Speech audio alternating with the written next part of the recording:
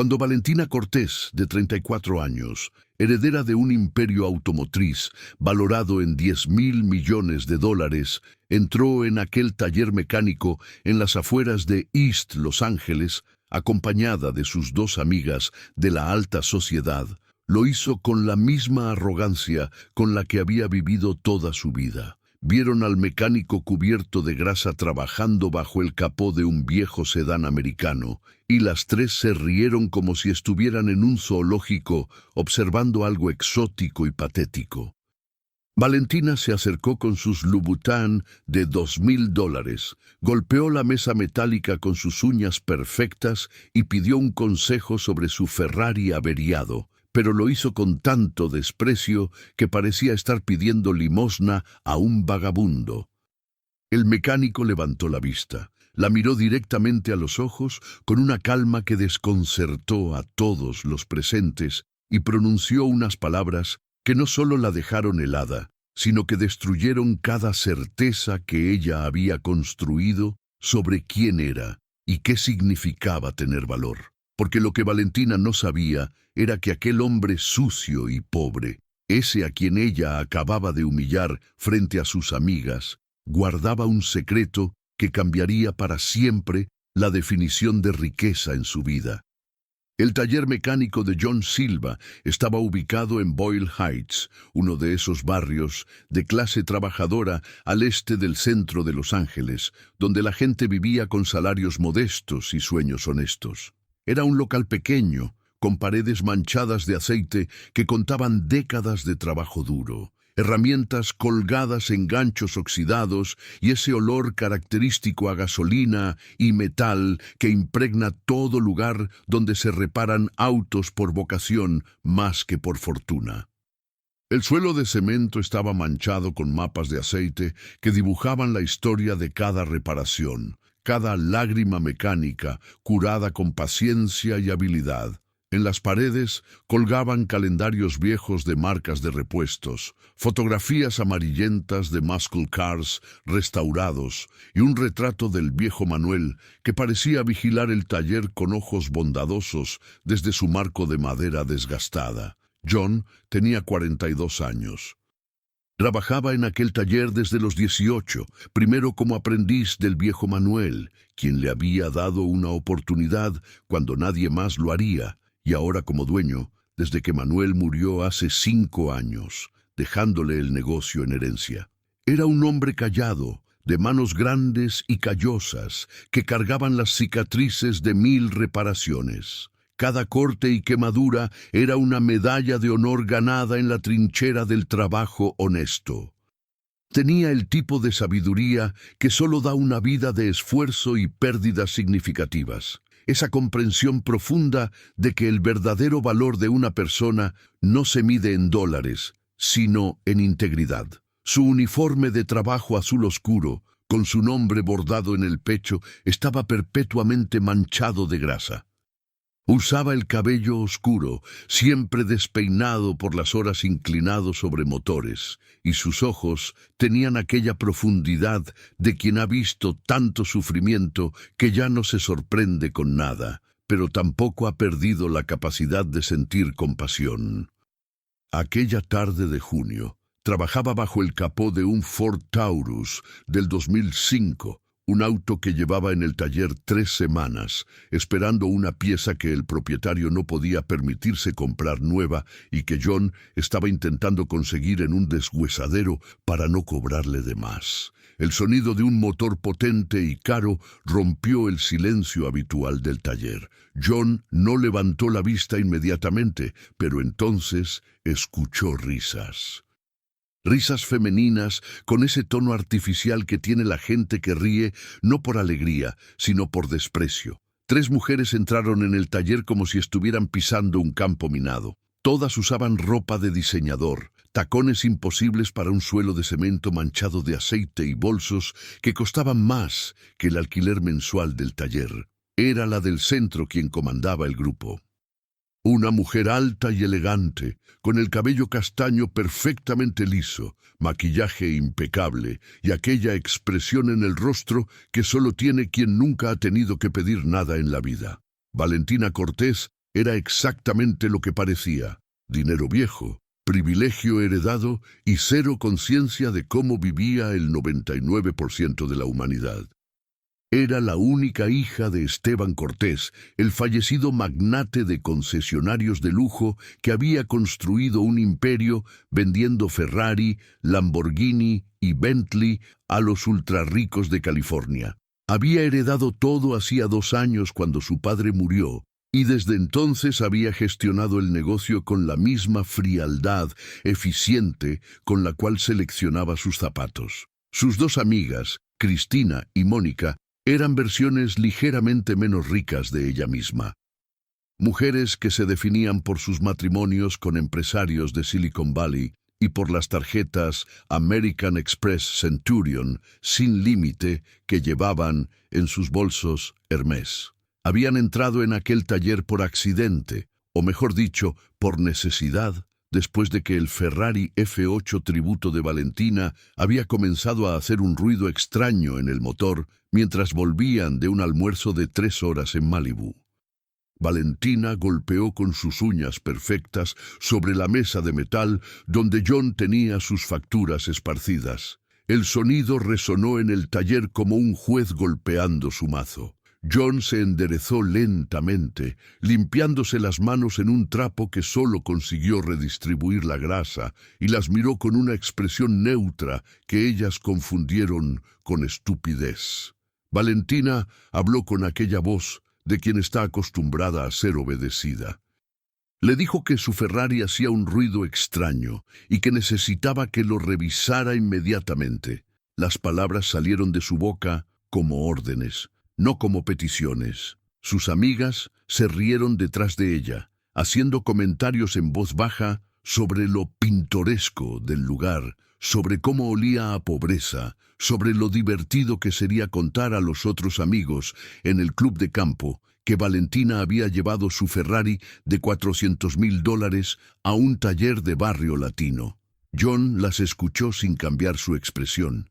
Había visto gente así antes, gente que creía que su dinero los hacía mejores, que su ropa cara era una armadura contra la humanidad compartida que los conectaba con el resto de los mortales. No sentía rabia por ellas, sentía algo más triste, compasión. Les explicó con calma que aquel taller no estaba equipado para trabajar en un Ferrari, que necesitaban un concesionario oficial o al menos un taller especializado en superdeportivos en Beverly Hills. Su voz era grave pero gentil, sin un rastro de la humillación que ellas estaban intentando provocar. Valentina bufó con impaciencia, como si él fuera un niño lento que no entendía instrucciones simples. Entonces ocurrió algo que cambió el tono de todo. Cristina, la más cruel de las 3 amigas, señaló con su dedo de manicura perfecta al viejo Ford Taurus, en el cual John había estado trabajando. Preguntó con voz burlona si aquel era su auto, si realmente la gente conducía esas cosas. Mónica añadió que probablemente costaba menos que sus zapatos, y las 3 se rieron como si hubieran hecho el chiste del siglo, y Valentina, la líder del grupo, siempre necesitando demostrar que era la más ingeniosa, remató con una observación que creía graciosa. Dijo que era curioso que alguien que conducía basura pretendiera saber algo sobre autos de verdad. Añadió que probablemente su conocimiento sobre mecánica era tan limitado como el valor de su vida. Las 3 rieron. Fue una risa alta, cruel, musical en su maldad, del tipo que está diseñado no solo para herir, sino para destruir. Y en ese momento, algo cambió en los ojos de John. No fue rabia, porque la rabia es caliente, y lo que brilló en sus ojos era frío como el hielo. Fue decisión. La decisión de que esas mujeres necesitaban escuchar algo que nadie les había dicho jamás. Se acercó a Valentina con pasos lentos, aún con el trapo sucio en las manos, y se detuvo a menos de 1 metro de ella. La miró directamente a los ojos, esos ojos que habían visto demasiado, y habló con una voz tan tranquila que fue más devastadora que cualquier grito. Le dijo que notaba que ella tenía un problema mucho más grave que su Ferrari. Le dijo que podía ver en sus ojos, en su forma de moverse, en su necesidad desesperada de humillar a otros, que ella era profundamente infeliz, que todo su dinero, toda su ropa cara, toda su arrogancia eran solo intentos de llenar un vacío que ni ella misma entendía. Y entonces pronunció las palabras que la dejarían marcada para siempre. Le dijo que el verdadero consejo que ella necesitaba no era sobre su carro, sino sobre su vida. Cuando construimos nuestro valor en base a lo que tenemos y no a quienes somos, nos convertimos en personas tan vacías como un carro sin motor. Puede parecer bonito por fuera, brillante y caro, pero por dentro solo hay ruido y nada funciona de verdad. El silencio que siguió fue absoluto.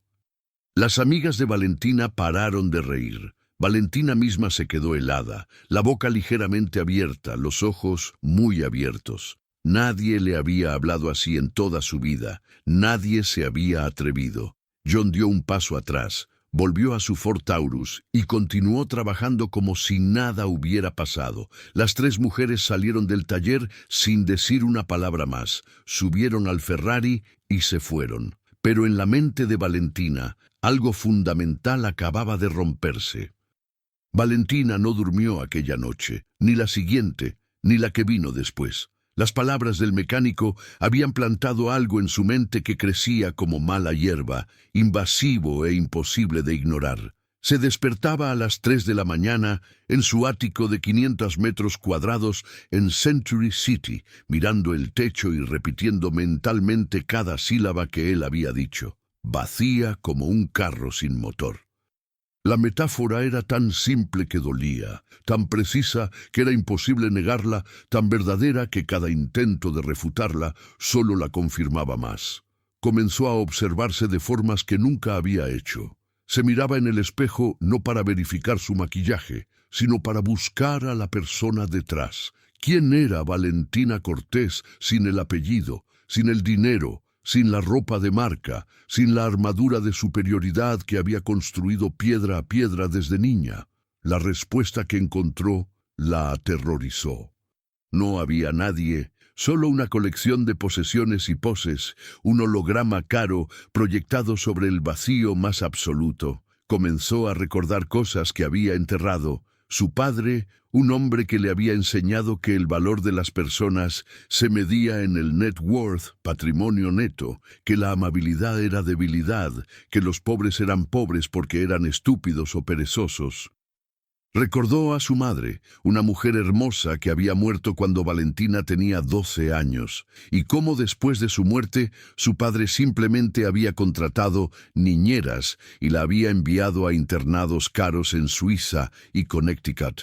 Nunca hubo abrazos, nunca hubo conversaciones sobre sentimientos, solo expectativas de excelencia y la comprensión implícita de que su valor residía en mantener el imperio familiar.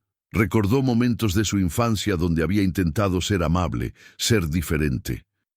Una vez, a los 8 años, había invitado a una compañera de clase becada, menos afortunada, a su fiesta de cumpleaños en el jardín de su mansión en Bel Air. La niña se llamaba Laura y siempre usaba el mismo uniforme remendado. Valentina la había invitado porque Laura le había prestado su borrador sin pedir nada a cambio. Su padre la había reprendido severamente después, llevándola a su despacho y explicándole con voz fría que aquella niña no era de su círculo social, que debía aprender a mantener fronteras, que la compasión era un lujo que los ricos no podían permitirse. Laura nunca volvió a ser invitada. Valentina aprendió la lección y con cada lección así, una parte de ella moría. Pero ahora, a los 34 años, aquella lección parecía cruel, parecía una pérdida. Comenzó a notar cosas en su vida diaria que antes ignoraba. La forma en que trataba al personal de limpieza de su edificio, prácticamente invisibles, excepto cuando algo no estaba perfecto. La manera en que hablaba con los meseros, con órdenes en lugar de peticiones. Como sus amistades eran transaccionales, basadas en estatus y conveniencia, no en afecto real. Cristina y Mónica llamaban constantemente, queriendo salir de compras a Rodeo Drive, ir a restaurantes con estrellas Michelin, chismear sobre otras personas. Valentina comenzó a rechazar invitaciones. Cuando le preguntaban qué le pasaba, no sabía qué decir. ¿Cómo explicar que un mecánico cubierto de grasa le había mostrado un espejo y a ella no le había gustado lo que vio? 3 semanas después del incidente, Valentina hizo algo impulsivo. Condujo de vuelta a East LA, al taller de John, pero esta vez no en su Ferrari, sino en un Mercedes sedán más discreto. Esta vez iba sola, sin sus amigas, sin armadura social. Durante todo el trayecto por la autopista I-10, sus manos temblaban sobre el volante, ensayando palabras que sonaban falsas en su mente. El corazón le latía tan fuerte que podía escucharlo sobre el sonido del motor y el tráfico de Los Ángeles. El taller estaba abierto. John trabajaba en el mismo Ford. Cuando la vio entrar, no mostró sorpresa ni satisfacción. Simplemente se enderezó, se limpió las manos en el trapo eterno y esperó con aquella paciencia infinita que ella ahora reconocía como sabiduría. Valentina había ensayado un discurso durante todo el camino, pero cuando estuvo frente a él, todo se desvaneció. En su lugar, hizo algo que no había hecho desde que era niña. Pidió disculpas. No fue una disculpa corporativa y pulida.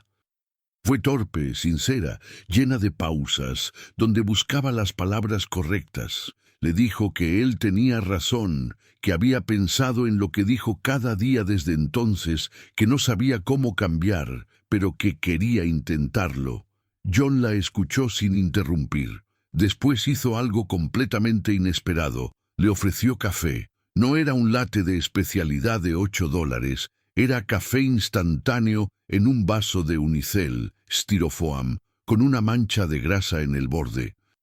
Pero Valentina lo aceptó y lo bebió, y supo mejor que cualquier café que había tomado en su vida porque significaba algo. Hablaron durante 2 horas. John le contó su historia, no buscando pena, sino compartiendo contexto. Su esposa se llamaba Ana. Había sido maestra de primaria en una escuela pública del distrito. Tenían planes de tener hijos, pero decidieron esperar hasta que el taller estuviera más estable. El cáncer llegó como llega siempre, sin avisar, sin pedir permiso, destruyendo planes con indiferencia brutal. No tenían el seguro médico Platinum. El seguro básico cubría lo mínimo, pero no era suficiente. Los médicos decían que con terapias experimentales privadas, aquellas que costaban $50,000 por ciclo y que el seguro rechazaba sistemáticamente, tal vez ella hubiera tenido una oportunidad de luchar de verdad. Ana murió a los 38 años en una cama de hospital del condado, apretando la mano de John y pidiéndole perdón por dejarlo solo. Desde entonces, John había dedicado su vida a ayudar a las personas del barrio. Cobraba menos de lo que debía, a veces no cobraba nada. Arreglaba autos que otros talleres consideraban pérdida total, porque sabía que en Los Ángeles ese auto era la diferencia entre que alguien pudiera ir a trabajar o perdiera su empleo y su sustento. Daba trabajo a chicos sin oportunidades, aquellos que venían de familias desestructuradas y sistemas educativos que los habían abandonado, enseñándoles un oficio y también enseñándoles que alguien creía en ellos. Le habló sobre la riqueza real, las conexiones humanas, el propósito, el saber que tu vida le importa a alguien más allá de tu cuenta bancaria. No fue un sermón, fue una conversación entre 2 personas, una que finalmente estaba escuchando y otra que había aprendido a hablar solo cuando valía la pena.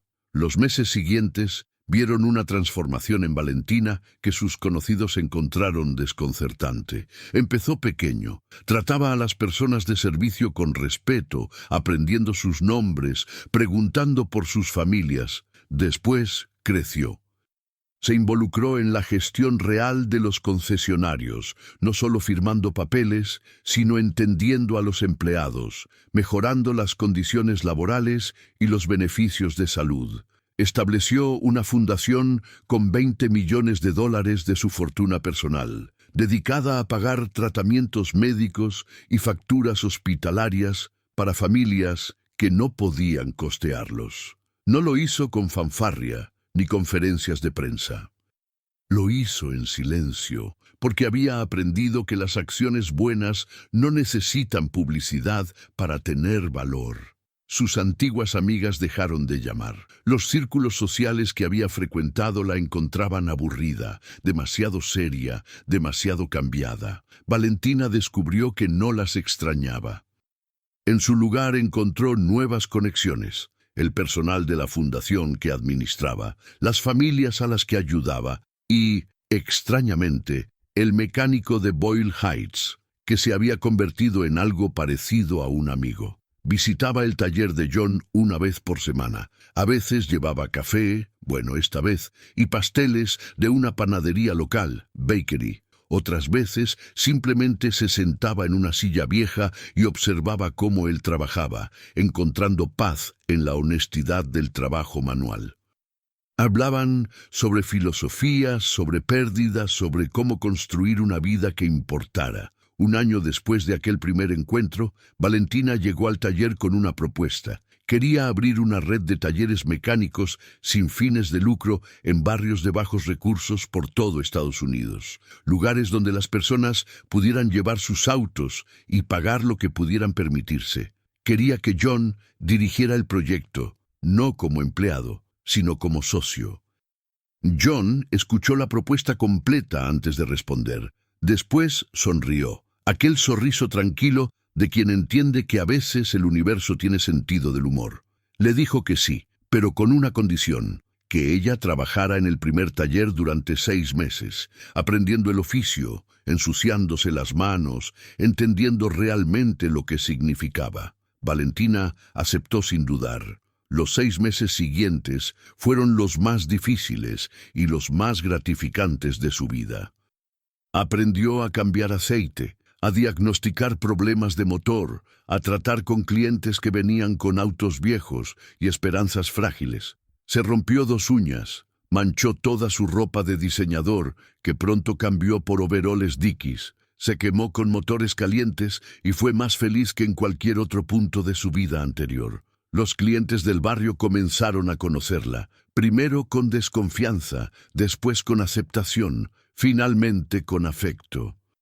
Doña María, que traía su Chevrolet del 97, comenzó a traerle tamales hechos en casa. Miguel, el taxista con 3 hijos, le enseñó a jugar dominó durante las pausas del almuerzo. Se convirtió en parte de una comunidad de una manera que su dinero nunca había podido comprar. 2 años después de aquel día, cuando entró en el taller por primera vez con arrogancia y desprecio, Valentina Cortés había cambiado tanto que era casi irreconocible. No físicamente, aunque ahora usaba menos maquillaje y ropa más práctica. El cambio era más profundo, en la forma como se movía por el mundo, en cómo miraba a las personas, en lo que valoraba. La red de talleres sin fines de lucro se había expandido a 5 ubicaciones en el sur de California. Cientos de familias habían sido ayudadas. Jóvenes en riesgo habían encontrado empleo y propósito. Autos que habrían sido chatarra seguían en las carreteras. La Fundación Médica había pagado tratamientos para 53 personas, salvando vidas que el sistema de salud habría dejado morir. Pero para Valentina, el cambio más importante no estaba en las estadísticas, estaba en cómo se sentía cuando se despertaba por la mañana. Ya no había vacío, había propósito. Ya no había ruido hueco dentro de ella, había algo que funcionaba de verdad. Un domingo por la tarde, sentados en el taller ya cerrado, compartiendo una cerveza después de terminar un trabajo particularmente difícil, Valentina le dijo a John algo que había estado pensando durante meses. Le agradeció por aquel día, por haberle dicho la verdad cuando nadie más lo haría, por haberla visto como una persona que necesitaba ayuda en lugar de como una Karen rica que merecía resentimiento. John la miró con aquellos ojos tranquilos, que habían visto tanto sufrimiento, y le respondió con la sabiduría simple que solo viene de vivir auténticamente. Le dijo que él no la había cambiado, que ella siempre había tenido todo lo necesario para ser quien era ahora. Solo necesitaba que alguien le mostrara el espejo. Le dijo que la riqueza más grande no es lo que tienes en el banco, sino lo que das al mundo. Que el éxito no se mide en propiedades o carros, sino en vidas tocadas, en conexiones reales, en irse a dormir sabiendo que ese día le importaste a alguien. Valentina comprendió entonces algo fundamental. Aquel día en el taller, cuando había entrado con arrogancia y había sido humillada por un mecánico pobre, no había sido una derrota, había sido un regalo. El regalo de ver la verdad, el regalo de una segunda oportunidad para construir una vida que valiera la pena vivir.